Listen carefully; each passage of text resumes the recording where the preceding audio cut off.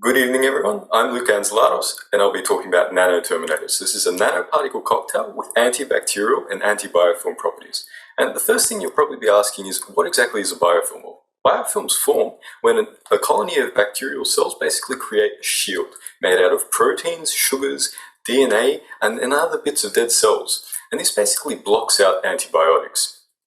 Because of this, they're responsible for around 80% of chronic infections. And they're known to form on invasive medical equipment, so things like catheters, assisted breathing devices, surgical implants, orthopedic implants, and surgical equipment. And at the moment, the only treatment is to give between 100 and 1,000 times the normal antibiotic dosage. Now, what exactly does this mean? This means that common infections may once again become deadly, and the cost of inaction between now and 2050 could be upwards of 135 trillion Australian dollars. And deaths from antibiotic-resistant infections may rise from 700,000 in 2018 up to 10 million by 2050, surpassing current annual cancer deaths.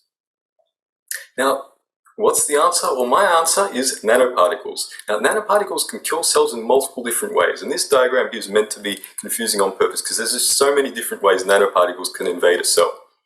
Bacteria have little resistance to nanoparticles at the moment, and unlike drugs, we can really mix and match different combinations of nanoparticles to tailor a cure.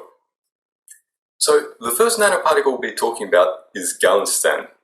And Galinstan is a liquid metal, kind of like mercury, and it's commonly used in thermometers. The strength of using Galinstan is that it's magnetically active, so in a magnetic field it actually changes shape from this spherical form to a spiked ball form or a rod or a disc shape.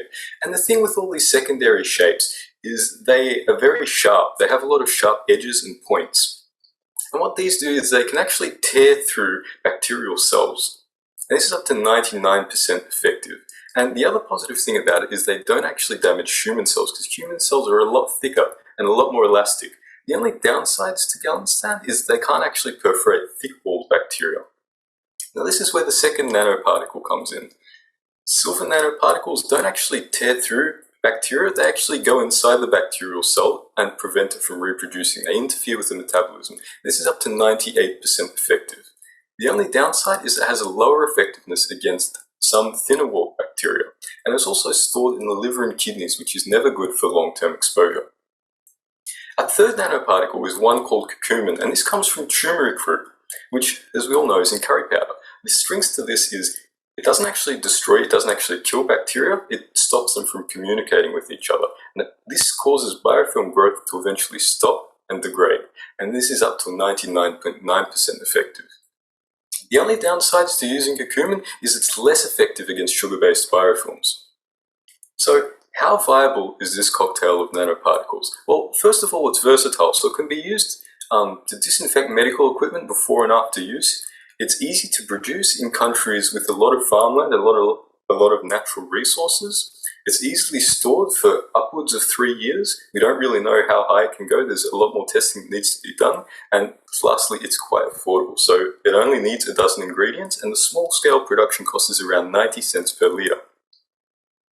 So what further research can we look into? Well, firstly, we need to find the ideal nanoparticle ratio, so one with low toxicity and high effectiveness. We also need to look at long-term effects of silver in the body, so chronic exposure to silver.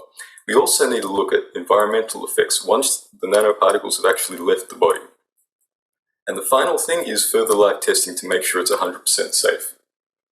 Thanks for listening.